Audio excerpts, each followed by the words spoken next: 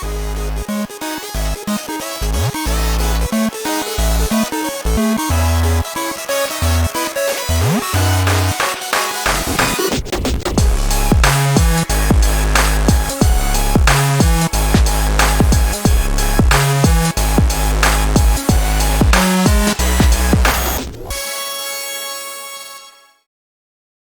everybody. Welcome to another exciting episode of Jimmy's Jambox. We're here. We're back at it again, and we're going to get on into it. But before we do, as always, please make sure to like, subscribe, push all the buttons, do all the things. You know, I don't know where they are, but you do, and I trust you. With that being said, here's a quick word from our sponsors.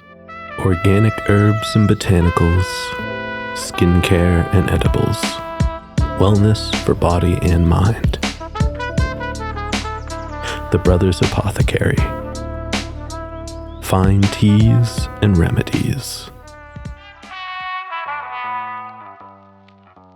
Ronald Records. From indie gems to classic hits, discover the heart of local music. With live shows all the time, up close and personal, and regular releases on their in-house label. Ronald Records. Supporting the community, one track at a time. All right. Thank you all so much for watching. Again, shout out The Brothers Apothecary, Ronald Records, and Portland Water. Thanks for keeping us hydrated. And with that being said, let's go ahead and get on into it. Here is today's guest. Hey, what's up? I'm Chase. And I'm Isaiah, and we are Who's to Say? Hello. Thank you guys so much for joining us. Thank you for having us, man. Yeah, why don't you tell us a little bit about, who you are, where you're from, what you do, give us that Tinder profile of your involvement with music. Well, I'm Chase. I originally born in Nevada. Oh, okay. Moved out to Hawaii when I was 9 or 10. So pretty much grew up over in that area, kind of around reggae, and okay, kind of helped form my fundamentals for the type of music that I enjoy making, and met this guy along the process. Yeah, and my name's Isaiah. I'm from Hawaii, Hilo, Hawaii, born and raised. I'm a Libra. No, no. I'm a like long walks on the beach. But no, what got me into making music really was elementary school. You start off with the recorder. In the elementary school that I went to, we did ukulele, and I kind of fell in love with the sound of that, and I started writing and making music ever since elementary school. Hell yeah, no, I dig that. And then I guess since you always lived in Hawaii, what brought you over to there when you were younger? My parents. Okay, so they were just like, we're going. Yeah, basically, they lived there prior to having kids. Mm-hmm. And then they're like, hey, we really like Hawaii. Let's kind of raise our family out that way. Oh, okay. Okay, so they went back to Hawaii. They did, yeah. Gotcha, I dig that. And then what got you each kind of started in the style of music that you do now? Or I guess just kind of the realm of music that you do? Basically, in high school. So I've been around music my whole life. My dad played guitar. My mom played guitar. Oh, okay. There was always instruments laying around the house, and eventually I picked up a guitar, and I'm like, hey, how long does it take until I'm good at this thing?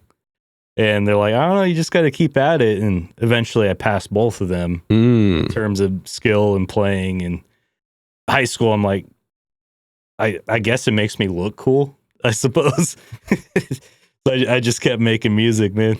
Okay, hell yeah. Yeah. And then what about you? When did you start getting into vocals and things like that? So like I said, elementary school, I played ukulele pretty much my whole life, but I wasn't anything crazy. Given being in Hawaii, and that's one of the national instruments out there, that was just kind of a hobby for a little bit. Mm-hmm. When I hit high school, I had a lot of friends who played music. They were in a band called Punk 45, and in middle school, and they were all super, super gifted at music, and I was just around them all the time. Mm-hmm. And my senior year, I just had a whole bunch of random what is it called, those classes that aren't electives, yeah. And I did ensembles and just random music stuff since all my friends were in there. Mm-hmm. And we did a project, and I played bass for one of the projects. My friend gave me a bass, learned how to play the bass, and then I got good real quick. So he's like, let's make a band, and and that eventually led me to where I'm at. Yeah. Oh yeah, I dig that. And then before we go officially get into more what you guys do in the present day and like how the band came to be, I do have a couple foundation questions I like to check in with everybody on. And this first one, it's one we ask early, it's one we ask often, and it's definitely a crowd favorite. What was the first album you each bought with your own money? Ooh. Dang, okay, go ahead. That'd be they're recently coming back with their singer Emily. But my first album I ever bought was Hybrid Theory, Linkin Park. Okay. Hell yeah. And still one of my favorites of all time. So. I mean, that's kind of a timeless album. It is. That really defined a sound for a generation and then some. Yeah, Hybrid Theory, then Meteora. Hell yeah. Hell yeah. And what about you?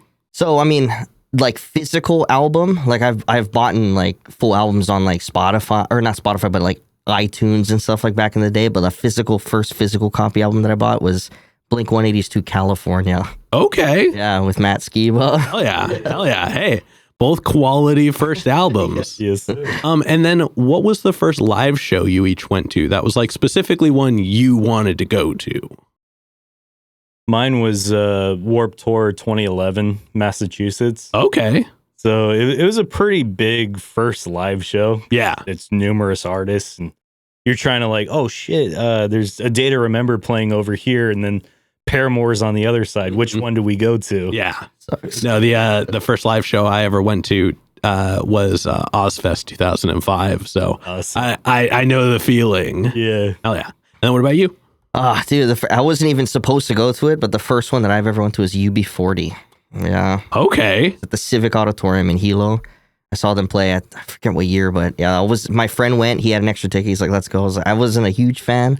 Now I love them. I mean, they're huge in Hawaii. So. Yeah, I was going to say, I imagine that's a big name over there. Yeah. So it was super fun though. Super good show. Hell yeah. I'm sure that was rad. I imagine they are one of those like groups where they probably just slay live. Oh, dude, it was amazing. Hell yeah. And then before we officially get into today, do you each have a defining moment where you decided you wanted to take music more seriously? Basically, when we started gaining more notice online, Okay. we could kind of see the numbers going up a little bit, and I'm like, this is a cool feeling. Like we write a lot of songs from like personal experiences and anxiety and like struggle. Mm-hmm. And when people reach out to us and they're like, hey, that song resonated with us, that's so reassuring. Like it's kind of bigger than the music, you know? Yeah. Hell yeah. Yeah, that is true. Yeah, I just like the stage, like being on the stage, like seeing people have fun and then you're having fun at the same time. That is huge. What he said is also true. We've had people reach out and say that certain songs we make, like I've actually met somebody who has our song in their like their Tinder bio. Like, okay. Damn, okay. So it's pretty cool. I mean, it's just like the fact that people actually want to listen and it's fun to make. It's a no-brainer, really. Yeah. Hell yeah. I dig that. All right. Well, then let's go ahead and let's get on into you guys in the present day. And I'm going to make this a two-part question because I kind of forgot to do it in the earlier sections. But we're going to get a super easy one out of the way first. How did you pick the name and how did the band come to be? Dang. That's so basically the story of how we came to be is we were in a band prior to Who's to Say. I got kicked out. Basically I ended up moving away from Hawaii over to Portland. Which just so happened to be 2 days before he came out. Oh, so unbeknownstly. It's crazy. Yeah. I in the airport, because like he was saying, we were in a band together 2015. It was called A Way Out, and it was just a 3-piece at first. It was me, another dude, and a drummer. And then the other member of the band played guitar and sang, but he was doing rhythm and lead, and he was like yeah, we need another guitar player. Yeah. He reached out to him, and then he's like, what do you think about this guy? I was like, he's phenomenal, so let's add him on there. And yeah, we played 4 or 5 shows together. He would drive 50 miles just for practices. Oh, damn. Shows. Yeah. And we ended up splitting. He got kicked. The other guitar player wasn't a huge fan. Got kicked and then didn't speak for 2 years probably. And I was in the airport flying to Vancouver, and yeah, he I posted a thing on my story saying, "Hey guys, I'm taking a break from music. I don't know anybody in the area of Portland." Yeah. He's like, "Bro, I just moved here 2 days ago." I was like, "Hell yeah!" He sent me 2 songs. He emailed me 2 instrumentals. I wrote to both of them on the plane. When I landed the next weekend, met up with him, and here we are. Hell yeah. There. Hell yeah. Oh, that's rad. Yeah, And again, you guys had no idea no that clue. either of you were going there. I spoke to him probably in 2 years. Damn. Yeah, That's rad. yeah. What brought you out to Portland? I have a couple buddies that live out here. Okay, so just change the scenery. Change of scenery, yeah. Kind of. I got what they call island fever. So just growing up over on the islands, there's only so much to do, so much to see. Yeah. And I'm like, hey, Portland is cheap airfare. Smash Mouth. Shout out Smash Mouth. Airfare back to Hawaii from here is fairly cheap Okay. because I still got family out that way. Yeah. Kind of come and go, Mhm. kind of yearly. But I also heard about the music scene, so I was looking into like Tennessee, Austin, Texas, basically somewhere where I could do music. Yeah. I'm like, Portland, Oregon, that sounds pretty cool. Hell yeah. And So you were looking to make music. Yeah. You were about to take a break from music and you were like, Yeah. Hell yeah. I love that. I love that. And then how did you guys pick the name?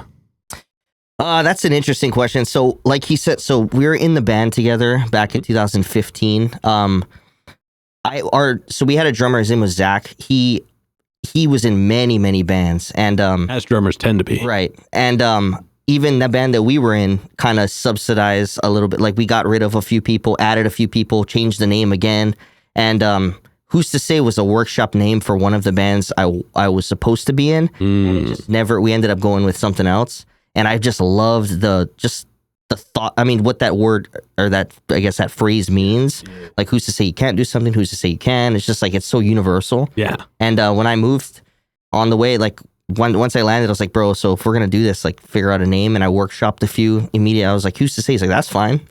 So I was like, Hell yeah. I was like, cool, perfect. Hey, I mean, if you already like it and you were cool with it, yeah, that works. And it's a cool name. Like, first of all, I like that it ends in a question mark. I think punctuation has been lost in names other than like when Panic at the Disco put it in the middle there. that's True. It was a whole big controversy. Like, but I mean, it's easy to remember. It's easy to spell. It looks nice. Like, all in all, I mean, I just bit where I break down names, and I think it's a pretty good one. Thank you. Yeah. Hard to find on Google though. I mean, I guess that's fair. Yeah. Do you have to put the question mark for it to show up? that's the thing. Like, if like, you know how Instagram and stuff, they let you use your like sounds, like music. It's who's to say is such a common phrase. Yeah. yeah. So you really got to search, but you know that makes it more True. fun. So, See, I found if you don't put the apostrophe in Jimmy's Jambox, oh yeah, brings up other stuff for people. Yeah, that drives me crazy. But you know, hey, who's to say? there you go. Yes. Now let's go ahead and let's talk about your guys' writing process a little bit. And we're going to break it up into chunks, but we're going to start right at the beginning. So when you get inspired, it's time to make a new song. Yeah. How do y'all go about getting a track started? I think we should probably take it back to the plane ride then, 2015. So he, you have to hear some of his stuff, like that he makes not band stuff. He has, you know who Yvette Young is? Yvette Young? Same play style. So a lot of, Okay. like, finger tapping and moving, like he can play different things with different fingers. Like it's crazy.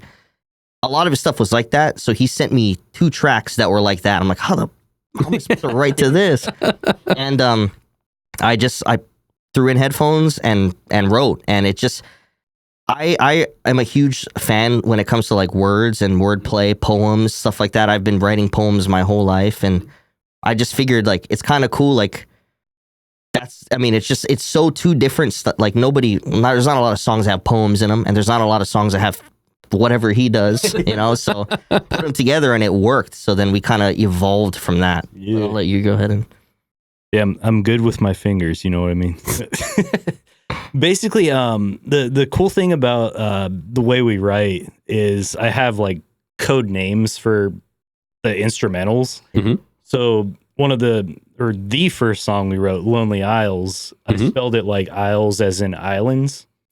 He was on the airplane, so he changed it to Lonely Isles. As in like rows of seats. Like rows of seats. So he takes kind of the name of the track and he'll structure like an entire song around it. Gotcha. Yeah, that's pretty. It's crazy how it comes from that to what it becomes. Yeah. It's wild. And is there a lot of like back and forth? Like as you're writing words, will you be like, hey, I have this idea. Will you play this? Or vice versa? Will you like hear like something he writes lyrically and be like, oh, I have a better idea for that? Or is it very like, this is the whole track and you're like, cool, this is the whole words? Not anymore. It was kind of like that because, like I said, he was an instrumentalist first. Like he didn't start singing or doing anything on the mic until this past album. Really? Okay. Yeah, okay. So your vocals as well now. Yeah. Yeah. Cool. So Well, yeah. he was just straight instrumentalist, and he had a lot of stuff ready to go. Mhm. And a lot of our early stuff were just me writing to what he had. Mhm. So that's how it was to start. But now it's kind of like because of performing and like new music came out, new people, new bands, and we listen and we kind of structured, and plus we're away from Hawaii now. So we kind of miss it. So we kind of incorporate more of that island vibe into it now, which we never did before.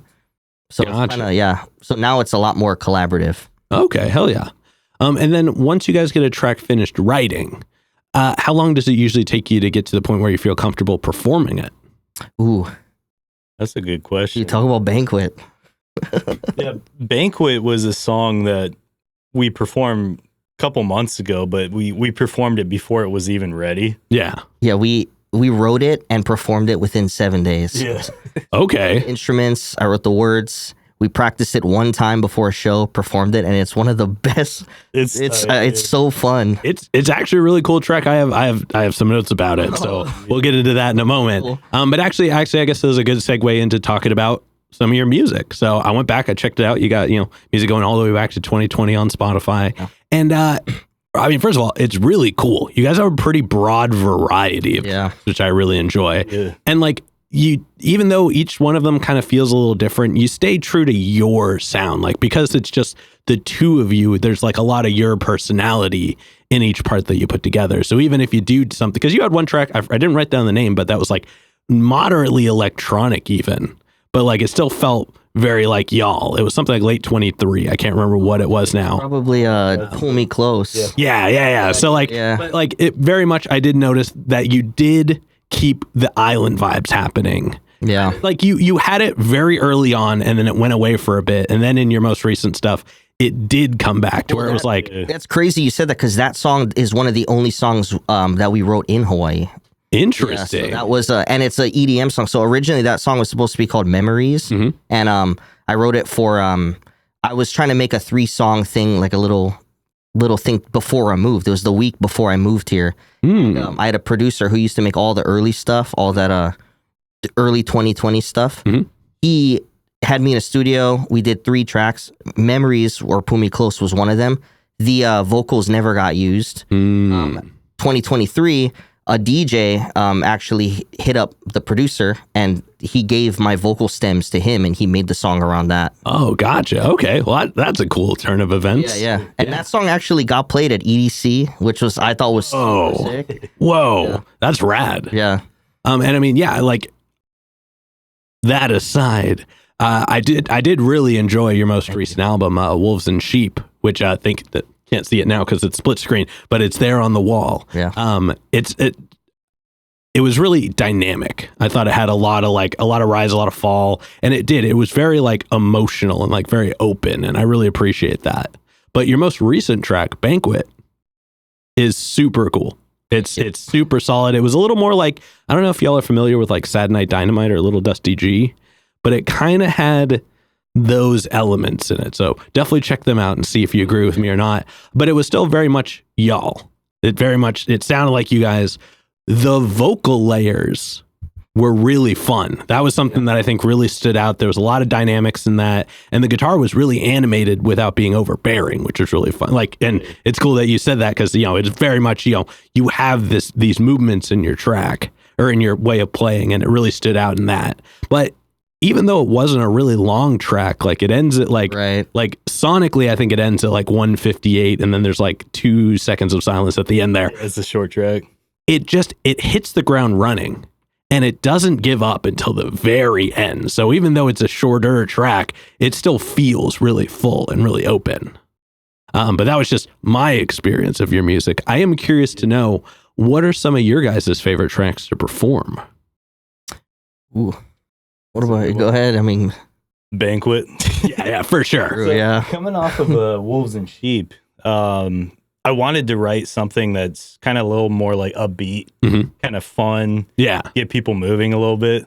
Plus, the type of stuff I listened to recently kind of changes the dynamic of the music. It's just a really fun song to play, man. Yeah, hell yeah. Yeah, even the way that he plays it live compared to what it sounds like on the actual track is different. Like I could imagine. Yeah, so it's a lot of fun. For me, probably. I mean, I like the older stuff that we made from 2020. Like Dive Bell is probably one of my favorites to play. That's the thing too. Like we have like heavier songs. Like Banquet's a little heavier, and then but then we also have like really like reggae songs. Like we did an all reggae set like a few months ago, where we had ukulele live. It was completely different. So it really just depends. Yeah, no, I can see that for sure. And I guess I am curious, what is your live experience like for the most part? Because, on the albums, you have drums, you have bass, you have all the elements. But when you go out and perform it, what does that look like? It's kind of a work in progress. We basically, some of the shows we go to, we started bringing our laptop. Okay. So we're running all our tracks, all our vocal effects. The guitar is off the laptop now. Oh, okay. So I got like MIDI triggers to change like the guitar sound. And I'm like, hey, I'll handle everything. I want it to sound a certain way. Yeah.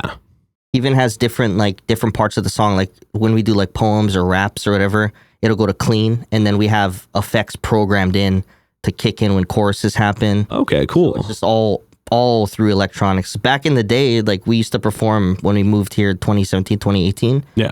It was all phone. We just MP3s. You just had to play the backing off of the aux. Yeah. Bit more, we took 3 years off because of COVID. Yeah. Didn't see each other. And then we had we've only performed 4 times since. Yeah. Okay, so you're really just kind of getting back into it more in the present day. Yeah. And what program do you guys use? Logic Pro, shout out. Oh, so Ableton, got it. No, I'm just kidding. Okay, I dig that. And then when it comes to like creative differences, how do you guys deal with that? We've never really. I was gonna say, we haven't. I mean, we love each other's like ideas. Pretty much anytime we have one, I mean, we'll make tweaks. Like he's a really good like songwriter as well. But sometimes he puts too much words in a sentence, so I'll restructure and take some words out, change words with different words, keep the same thought, but make it more fit for the song. You know what I mean? Gotcha. So we actually haven't encountered that yet. Hopefully we don't. But hey, I mean, when you have today. Hey, when you Fight Club. No, I think. You guys have worked together for a while, so that makes sense. And even though you had the time off, clearly you each appreciate what you two bring to the table. So I think that goes a long way. And stylistically, I think you guys have such a cool sound together that it just blends well. So I could see that just kind of not really ever being the case, especially because, you each kind of hold it down in your own position, even though now you are introducing vocals as well. Yeah.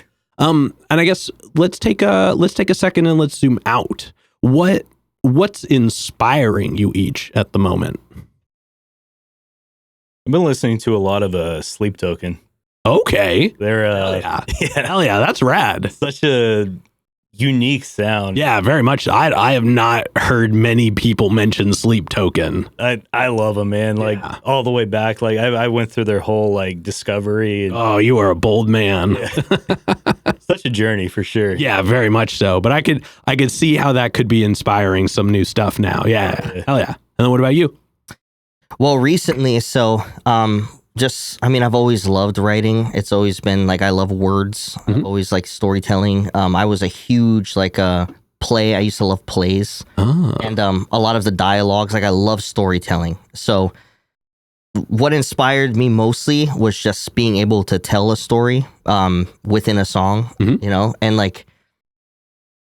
it's so fun, and to see it actually come alive and listen to it, and you can follow from the beginning to the end of a story. It's beautiful. Recently, what's really been keeping me inspired with music is like so we're from Hawaii, and a lot of the bands and stuff out there, I'm friends with a lot of the like bigger artists out there, and we actually have been a lot of recognition from the people we grew up listening to. Oh, cool. Yeah, they've been listening, they've been tuning in. We had a song on the album with a Star from the Steppas. He's huge in Hawaii. One of my parents' favorite bands, Sudden Rush, we're writing a song with them right now. Nice. So that's really keeping me going right now. Hell yeah. That's rad. Yeah. Boondocks. I did mean to ask this earlier. Are you guys familiar with a group around here named All Hype? All Hype? Yeah. Sounds familiar. They are from Hawaii as well. Oh. And now they're here. So We'll have shout out to All Hype. Yeah, they have an episode. They have an episode and a live performance if you scroll back enough. Dang, we could have did a live performance. He asked for that too. I didn't know how to ask. Yeah, I wasn't sure. Yeah. Well, we'll talk about that off camera. I want to get back to talking about you guys because this next question, it's probably the densest question in the interview, and it's going to round out this middle portion. But, we've talked a lot about your experiences, your actions, your reactions, what got you started. But when it's just you and the music one-on-one individually, what does music give back to you?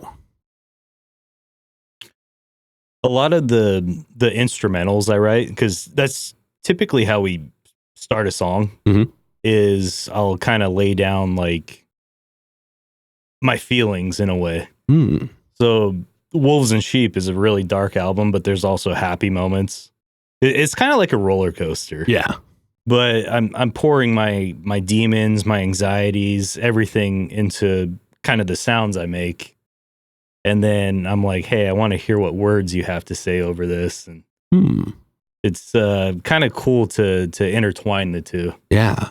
And I guess when you say that you're like putting your stuff into it, is it like a way to like get it out of you and like leave it on the table? Or like when you hear the songs, is it like a revisiting experience? It's kind of a mixture of the two.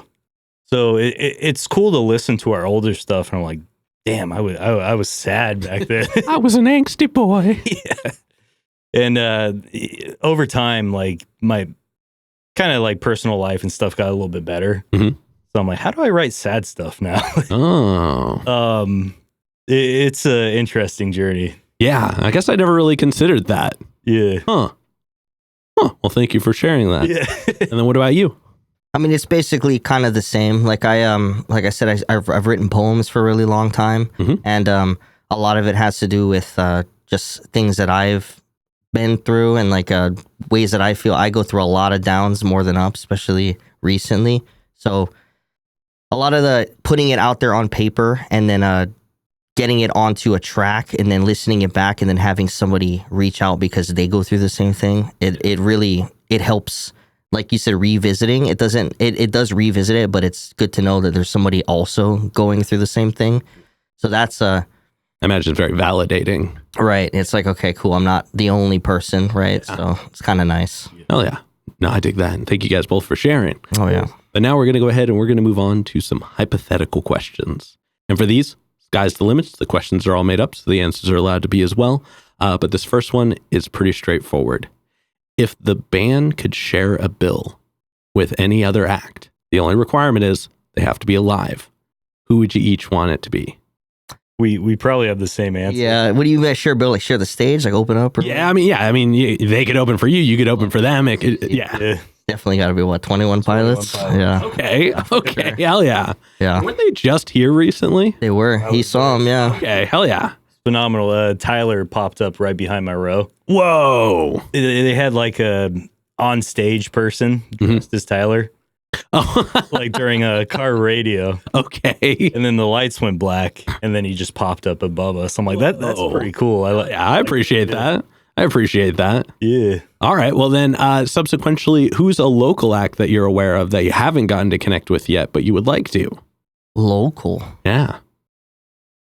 We've just recently got into the local scene. Yeah. Like, we did a show a lot, like when the first show we ever did here actually in Oregon was with Swiggle Mandela. You know, aware of him? Swiggle. Yeah, he saw us at an open mic at the Brick House downtown, and asked us to do a show. It was like just a random pop-up show, and we did it. And when we came back after COVID, 3 years later, he had us on our first show back again. So hell yeah. And we've met a lot of the local like rappers and artists out here, and we've collaborated and done shows with a lot of them right now. But I don't know, like, I guess, yeah, I don't know. Yeah, because we're currently playing shows for like the rap scene. Yeah. But I'm like, maybe we should gravitate towards like indie or like I was gonna say, yeah, maybe there is kind of an overlap that you guys have to navigate a little bit. No, yeah. Because like, you know, I mean, I know you guys are familiar with like Off.Brand. Yeah. Shout out Off.Brand. And they're like kind of right on the other side of the line where they're a little more in the hip hop realm, but with instruments. But you guys definitely kind of skate that more like alternative sound, even almost. It's like a little bit of elements of hip hop and rap, but it's more like. Well, I think, yeah, that comes definitely from like kind of your composure of words. Right. But like that's not as so much your delivery per se. Right. And so, yeah, I could see that being an interesting thing to navigate.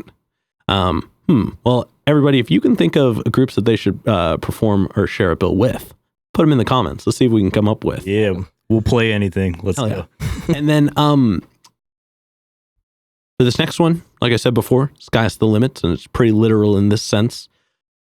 But if the band could perform anywhere in the world, where would you guys want to perform? Anywhere in the world, huh? Mm-hmm.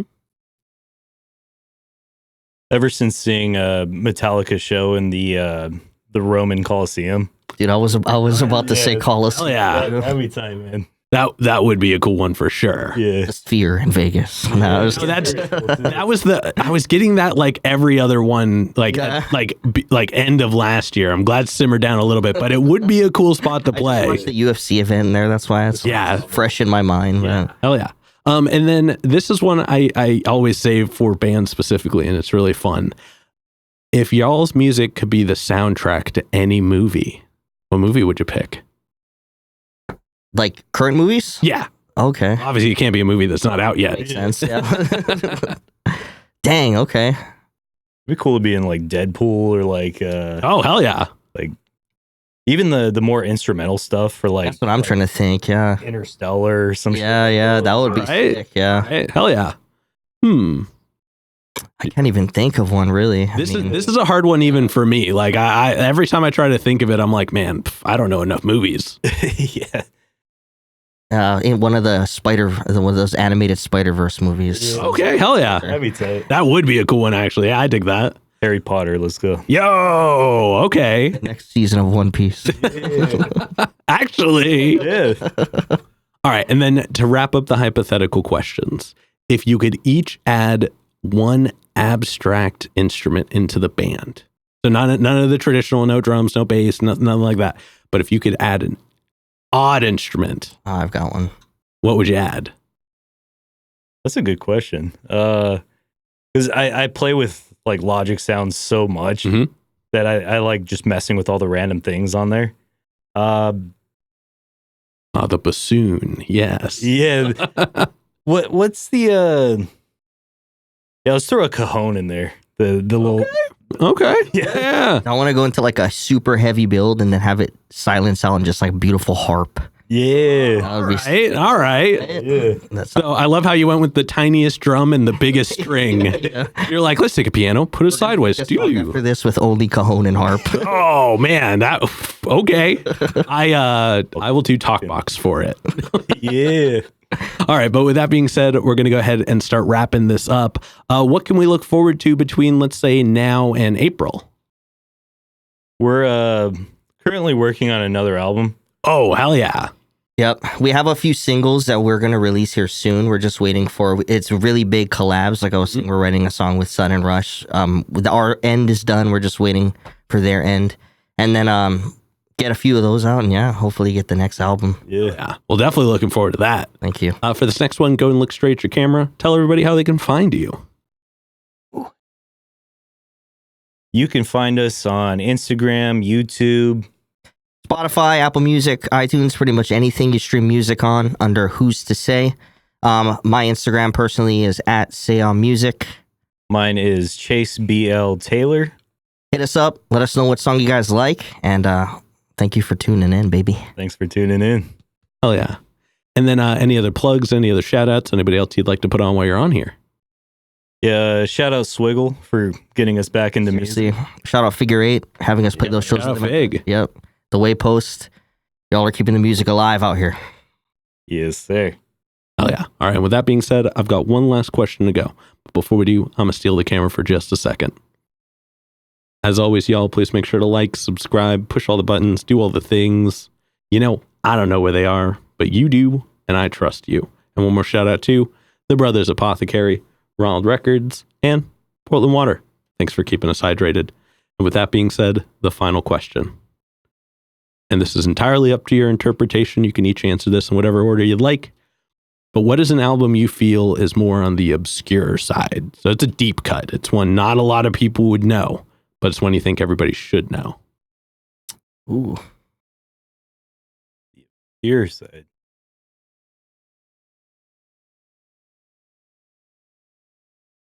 Yeah, dude, I can't even. That's a hard question. Yeah. Say like go for something maybe you grew up with that never really blew up, or like, you know, like just something that you don't think a lot of people would be aware of. Okay. It's kind of like I remember Trapped. Mm-hmm. They were so big.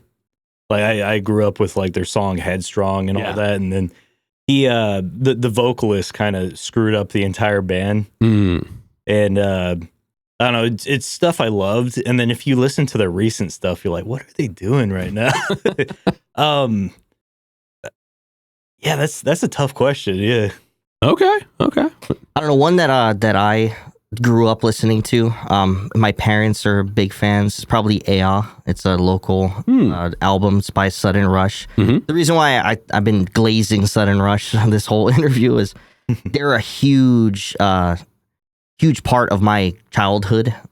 Like we would throw parties and my parents would always be blaring Sudden Rush. Gotcha. There's a song on there called Angel. Mm-hmm. It's amazing. Everybody should listen to it. Oh yeah. Well, super solid rec. Thank you. Yeah. All right, I'm gonna check one more time. You got one to go before we wrap up? I think a lot of the local artists in Portland, like Figure 8, Swiggle, I'm surprised they're not bigger than what they are. They're really talented guys, and we love playing for their shows. And oh yeah, I think it's obscure that they're not bigger than what they are. Hey, those are both super solid recs. I've got Fig's album on the wall here too, and y'all can't see it again. Great song. Oh yeah. All right, then with that being said, we're gonna go ahead and wrap this up, guys. Thank you so much for joining us today. Thanks, Of course, man. Seriously, thank you. Yeah. And this has been another exciting episode of Jimmy's Jambox. I'm Jimmy. I'm Chase. And I'm Isaiah. And we're signing off. Later, y'all. That's a wrap. This is not a podcast. This is a show.